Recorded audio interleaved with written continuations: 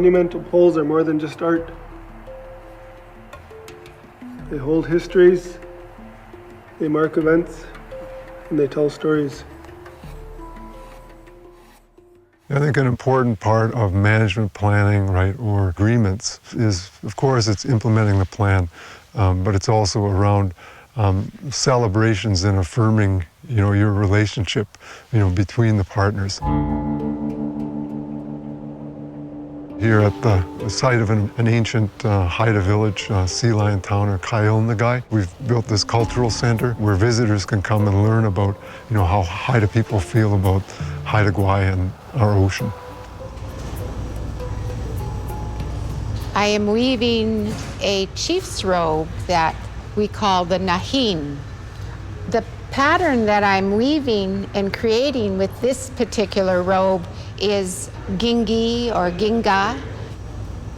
He controls the ocean and is leader and ruler of many sea creatures, and he also controls the weather.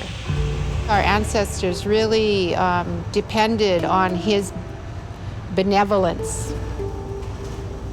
In the past, they were made out of mountain goat wool, and the Haidas, we don't have mountain goat on our island, so we would travel by the canoes to trade the mountain goat wool, and it was the people inland near the mountain ranges that would climb those mountains in the spring when the goats were losing their warm undercoat. We have, as Haida people, as Indigenous people, been really concerned about our environment and our ability to provide for our great-grandchildren and our grandchildren and the future generations. We look back at our stories that our ancestors told of the power of the ocean and the reverence and how to be respectful. These stories aren't ancient tales that don't connect to our world now. They really remind us that in order for our abundance, we thank our ancestors, and our grandchildren are going to thank us, hopefully, for our caring for our environment. So I think it's very important to continue our traditions in so many ways, in so many respects. We've seen a lot of changes in the waters around Haida Gwaii, and the plan is our effort to maintain Haida Gwaii in a state that future generations can enjoy it the way we have. The vision is founded on respect. Yakudang is the Haida word, and that means respect for the landscape. It's also respect for each other, and it's also, respect for all the creatures, the living creatures here in Haida Gwaii. There's several aspects to the vision. One is protection. Another one is ensuring that we have appropriate economic development here in Haida Gwaii. The world is as sharp as the edge of a knife. There's a fine balance when it comes to resource extraction. We would love to get our people back onto the water a lot more within the fishing sector, but not at the large industrial scale, which is done more commonly today in other areas. The idea is to have more communal-based fisheries, having the species that are harvested within our territory actually delivered to our docks within Haida Gwaii and processed by not only our people, but other residents that work on Haida Gwaii as well.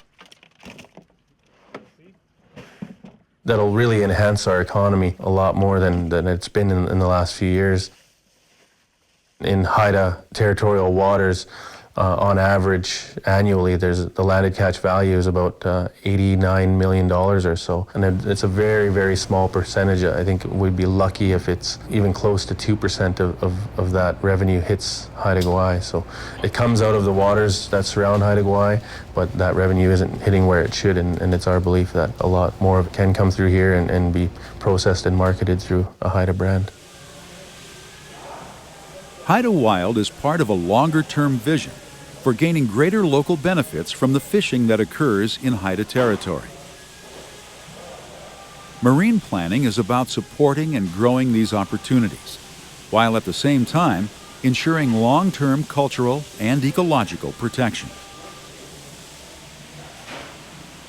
We buy from select commercial fishermen based on their quality of catch, and we process it for value adding. So we'll do Chinook salmon, coho salmon, you do ground fish, so you've got halibut, rockfish, rough-eye, some different species, lingcod. We also do some shellfish. We buying prawns, smoked black cod.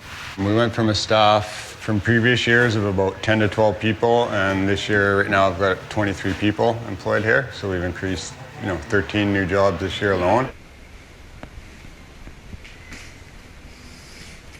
Through the terrestrial planning process, we've protected 52% of the land between Gwaii Haida Heritage Site and the other 11 conservancies on Haida Gwaii. 52% of the land base is under protection.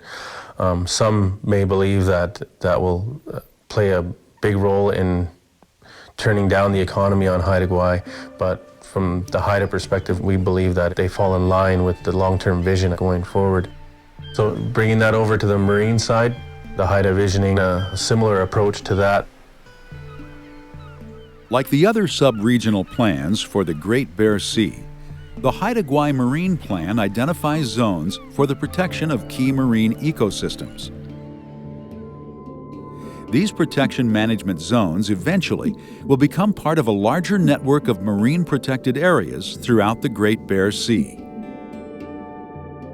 Marine protected areas are particularly important because they do provide places where we can have healthy, intact ecosystems, and that's a benefit not only for the ecosystem itself, but as well for ecotourism and fisheries. Fisheries are probably going to be the biggest beneficiaries of marine protected areas. The science from around the world is showing that if you control or stop fishing in marine protected areas, you're going to have more fish, bigger fish, and overall healthier marine ecosystems. And some of those fish are going to spill over into the adjoining areas where fishing can still take place. And so we have had a particular focus on how can we properly plan that network, bring all the best available, not only kind of Western science, but local knowledge and traditional knowledge to that process to design a really robust network of marine protected areas.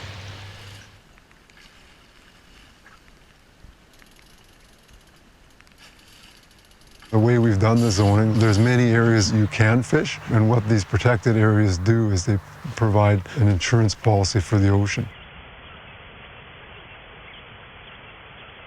They're protecting biodiversity as well, providing resilience to climate change or other stressors which affect the marine environment. Protected areas are recognized as a necessity worldwide. Here in British Columbia, we've made limited progress on establishing protected areas. So we see the Haida Gwaii Marine Plan, as a way of laying out where we're going, here in Haida Gwaii waters, on protected areas and taking a step forward in protection of the ocean.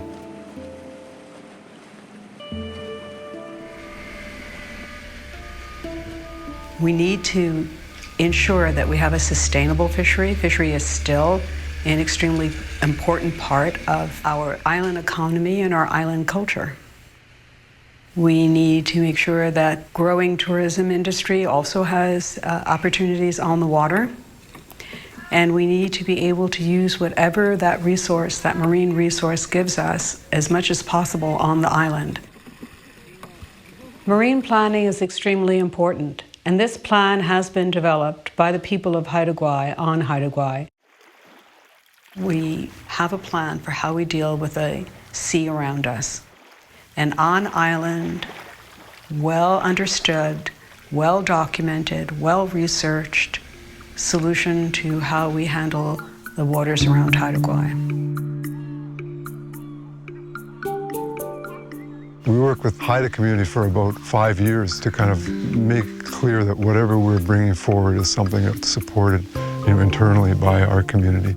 We've had a Marine Advisory Committee that we established, and that group has sat down 11 times and given us feedback in terms of the management direction as well as the zoning. They've seen the same changes we have in the ocean around Haida Gwaii, and they see the need for more protection. They also see the need for more local decision-making. I definitely support this plan. I signed on to the Marine Advisory Committee because I believe really strongly that we need to do things differently, that what we've done to date around marine management has not always been successful. And we have many examples of stocks in decline in terms of fish that suggests that we're not managing things particularly well at the current time. There's a lot more support locally than I thought there was going to be. Like that one protected area lays over an area that all of us charter fishermen use, and I thought there was going to be a lot of opposition to that. And some of the places on the East Coast that we're identifying protection are some of my favorite places to go fishing, but because they're pretty amazing places, I think we should protect them before we deplete them. So.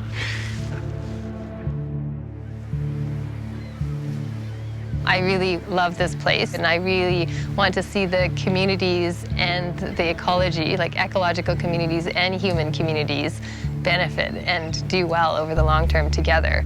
So this place, like many other places on the coast, has a very long history of people being part of the ecosystem. So in this case, over 10,000 years with the Haida.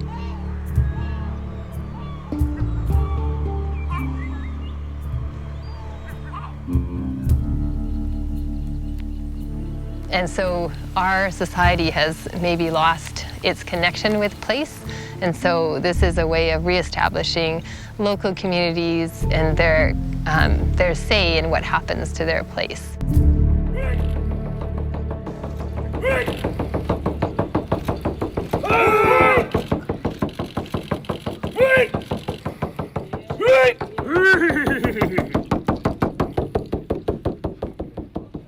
Okay, we're gonna get people on the line. Okay, you guys ready? Down. 1, 2, 3. Heave! Heave!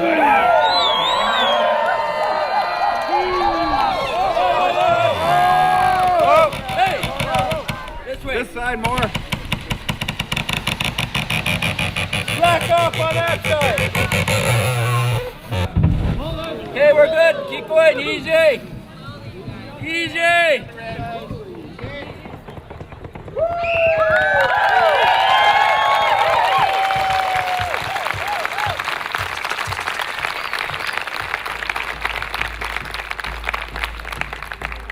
It's such a powerful moment watching the pole go up. It shows that our way of life is continuing. The world around us is always changing, but the meaning behind what we do stays the same.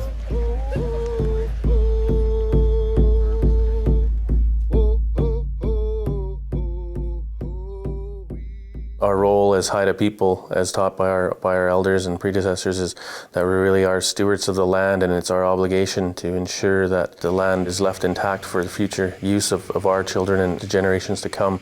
With that, we foresee Haida and the Haida Nation playing a lot larger role in the management of our territory, which began on the terrestrial side in the last 4.5 years in working with the province of British Columbia and really taking more of a role in decision-making at the strategic level, but also the operational level. The long-term vision of the Haida is to take on that same role within the marine sector. Come up to one of our native reserves just up here called yachts.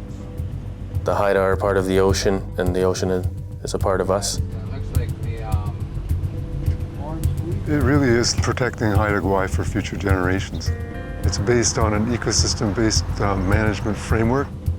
So it says all activities, whether that's commercial fishing or some other activities, you need to be looking at kind of what are the impacts on the overall environment. How does it affect the human community?